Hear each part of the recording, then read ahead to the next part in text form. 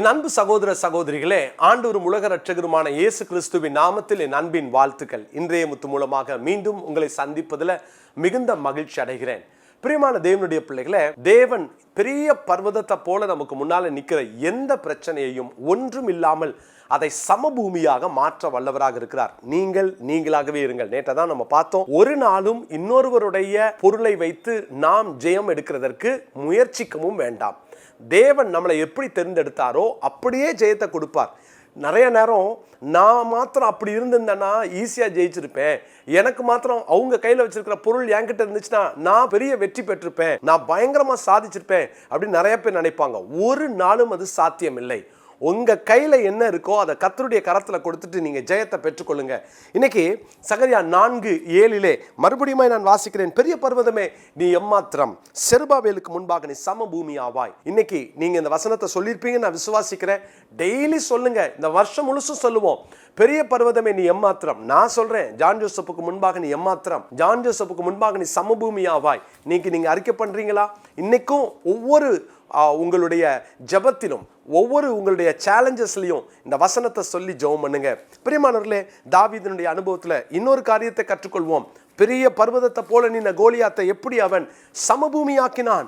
வேதத்தில் 1 சாமுவேலின் புஸ்தகம் 17ஆம் அதிகாரத்தில் 26வது வசனத்தை நான் வாசிக்கிறேன். 17:26 நான் வாசிக்கிறேன். அப்பொழுது தாவீது தன் அண்டையிலே நிற்கிறவர்களை பார்த்து, இந்த பெலிஸ்தனை கொண்டு இஸ்ரவேலுக்கு நேரிட்ட நிந்தையை நீக்குகிறவனுக்கு என்ன செய்யப்படும்? ஜீவனுள்ள தேவனுடைய சேனைகளை நிந்திக்கிறதற்கு விருத்த சேதனம் இல்லாத இந்த பெலிஸ்தன் எம்மாத்திரம் என்றான். பாருங்க, இப்பவுமே அவனுக்குள்ள ஒரு மனசுல ஒரு காரியத்தை செட் பண்ணிட்டான். என்னன்னா, இவனை கொன்றால், இவனை ஜெயித்தால் என்ன செய்யப்படும் அப்படின்னா, இவன் மைண்ட்ல என்ன பிக்ஸ் பண்ணிட்டானா, எல்லார் மனசுலயும் இருக்கிற ஜெயிக்க முடியாது, கோலியாத்தை வீழ்த்த முடியாது அப்படின்ற மைண்ட் செட்டு தாவீதுக்குள்ள இல்ல. அவன் என்ன சொல்றான், ஜெயிச்சா என்ன கிடைக்கும் அப்படின்னு அவன் பெறப்போகிற ஜெயத்தை நினைக்க ஆரம்பித்து விட்டான். அருமையான தேவனுடைய பிள்ளைகளே, இன்னைக்கு இருக்கிற பர்வதத்தை பார்த்து என்னால முடியாது அப்படின்னு நீங்க சொல்லிட்டு இருந்தீங்கன்னா உங்களால முடியாது. ஆனால் நீங்கள் அதை தாண்டி பெறப்போகிற வெற்றியை அறிக்கை பண்ணுங்கள்.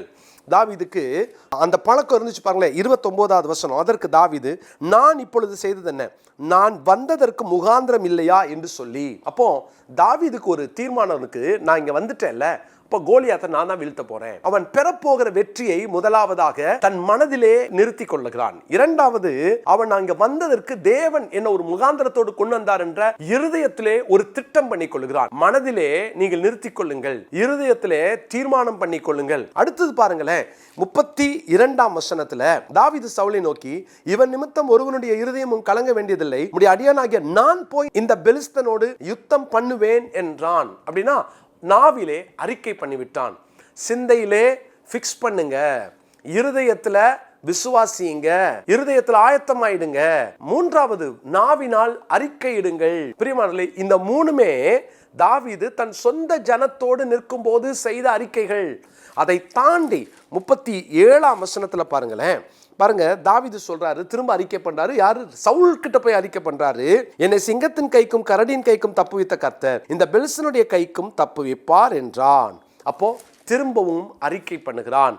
அடுத்தது பாருங்க, 44வது வசனத்துல, பின்னும் அந்த பெலிஸ்தன் தாவீதை பார்த்து, என்னிடத்தில் வா, நான் உன் மாம்சத்தை ஆகாயத்து பறவைகளுக்கும் காட்டு மிருகங்களுக்கும் கொடுப்பேன் என்றான். அப்போ தாவீது என்ன சொல்றாரு பாருங்களேன், 46ல, இன்றைய தினம் கர்த்தர் உன்னை என் கையில் ஒப்பு கொடுப்பார், நான் உன்னை கொன்று உன் தலையை உன்னை விட்டு வாங்கி பெலிஸ்தனுடைய பாளையத்தின் பிணங்களை இன்றைய தினம் ஆகாயத்து பறவைகளுக்கும் பூமியின் காட்டு மிருகங்களுக்கும் கொடுப்பேன். அதனால் இஸ்ரவேலில் தேவன் ஒருவர் உண்டு என்று பூலோகத்தார் எல்லாரும் அறிந்து கொள்வார்கள். இங்க சொல்ற தாவீதினுடைய அடுத்த அறிக்கை, அந்த மலையை பார்த்தே பேசுகிறான், உன்னை நான் சமபூமி ஆக்குவேன். பிரியமானவர்களே, பெறப்போகிற வெற்றியை யார் அறிக்கை பண்ணுகிறார்களோ அவர்களுக்கு முன்பாக தான் பர்வதம் சமபூமியாக மாறும். பெறப்போகிற வெற்றியை அறிக்கை பண்ற பழக்கம் உண்டா? உண்மையில எனக்கு ஒரு பெரிய ஆச்சரியம். தேவ ஜனம்தான், தேவனோடு வாழ்கிறவர்கள் தான் பெறப்போகிற வெற்றியை அறிக்கை பண்ணுவார்கள். விசுவாசத்தோடு, உறுதிப்பாட்டோடு, அந்த தரிசனத்தோடு அறிக்கை பண்ண முடியும். ஆனால் இங்கே பெலிஸ்தன் அவனுக்கு இருக்கிற உணர்வை பாருங்களேன், நான் உன்னை கொன்று அப்படின்னு அவன் தான் பெறப்போகிற வெற்றியாக நினைத்து அறிக்கை பண்ணுகிறான். இதே பழக்கம் நீங்க பார்வோன் கிட்ட இருந்ததை நீங்க கவனிக்கணும். யாத்ராமத்தின் புஸ்தகம் 15ஆம் அதிகாரத்துல 9வது வசனம், தொடருவேன், பிடிப்பேன், கொள்ளையாடி பங்கிடுவேன், என் ஆசை அவர்களிடத்தில் திருப்தியாகும், என் பட்டயத்தை உருவுவேன், என் கை அவர்களை சங்கரிக்கும் என்று பகைஞன் சொன்னான். பாருங்க, தொடர்ந்து வந்த பார்வோன் இஸ்ரவேல் ஜனங்களை பார்த்தவன் சொல்றான், நான் தொடருவேன், நான் பிடிப்பேன், நான் கொள்ளையாடி பங்கிடுவேன். ஆனால் ரெண்டுத்துக்குள்ள வித்தியாசம் தெரியுமா? பெறப்போகிற வெற்றியை அறிக்கைப்படுவதற்கு எல்லாருக்கும் உரிமை இருக்கு. ஆனா யார தெரியுமா தேவன் அந்த வார்த்தையை உறுதிப்படுத்துவாரு? யாரெல்லாம் தேவனோடு கூட அவர்கள் வாழ்கிறார்களோ, தேவனுடைய பிரசனத்துக்குள்ள இருக்காங்களோ, யாரெல்லாம் விசுவாசத்தோடு கர்த்தர் மேல விசுவாசத்தோடு இந்த அறிக்கையை பண்ணுகிறார்களோ, கர்த்தருடைய நாமத்தினால இந்த அறிக்கையை பண்ணுகிறார்களோ, அவர்களுக்கு தான் வெற்றியை தருவார்.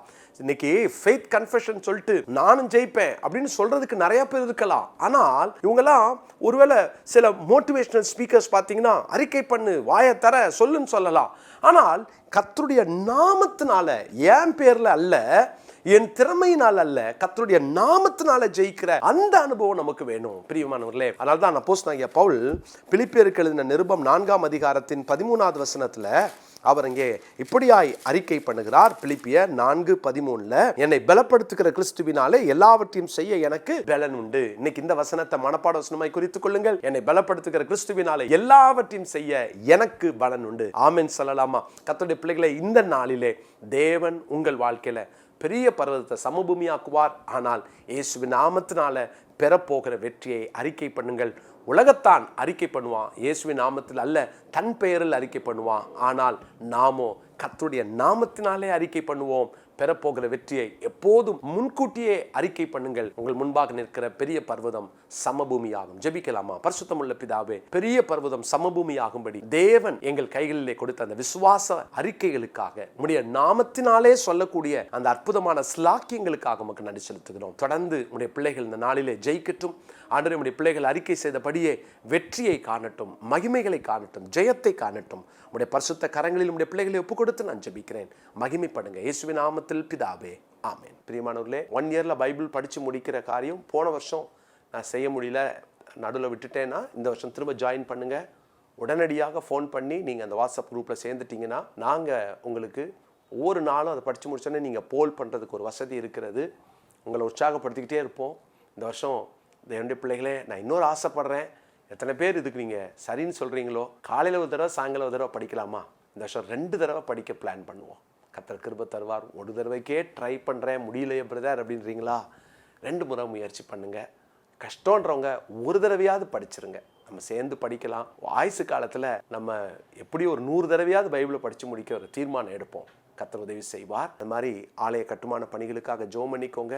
கர்நாடகாலையும் வட இந்தியாவில் ஒரிசாவிலையும் 2 சர்ச்சஸ் கட்டி முடிக்க வேண்டிய கட்டாயத்தில் இருக்கிறோம். நீங்கள் ஏவப்பட்டால் அதற்கு கொடுத்து உதவலாம். விங்ஸ் ஆஃப் விக்டரிக்கு கூட மாதம் 1000 ரூபாய் கொடுக்குறவர்கள் எனக்கு தேவை. கிட்டத்தட்ட எங்களுக்கு 500 பேர் தேவை. மாதம் 1000 ரூபாய் கொடுக்குறவங்க.